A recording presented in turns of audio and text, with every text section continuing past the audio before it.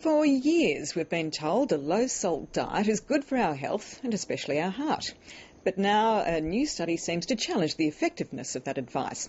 It's found that sodium consumption in the US hasn't changed in more than 40 years, but rates of high blood pressure are still on the rise.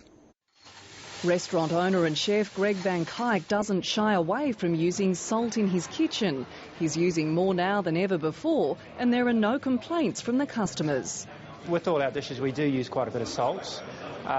Food does need to be seasoned and we don't sort of really hold back on salt.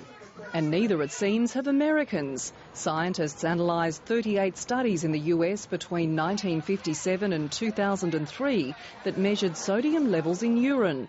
They found no change in salt intake over a 46-year period. Although it showed no change, it did still show that salt intakes are well above the recommended maximum level of intake for the general population. Despite years of public health efforts to reduce salt consumption, this study suggests it hasn't happened.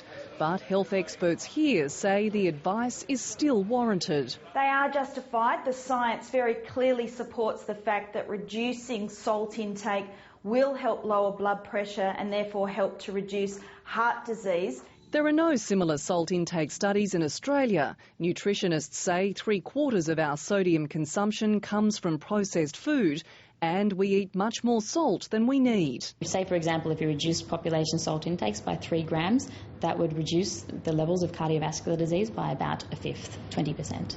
US researchers acknowledge their study has its limitations. They say it's possible sodium consumption has dropped since 2003 because of changes to processed foods.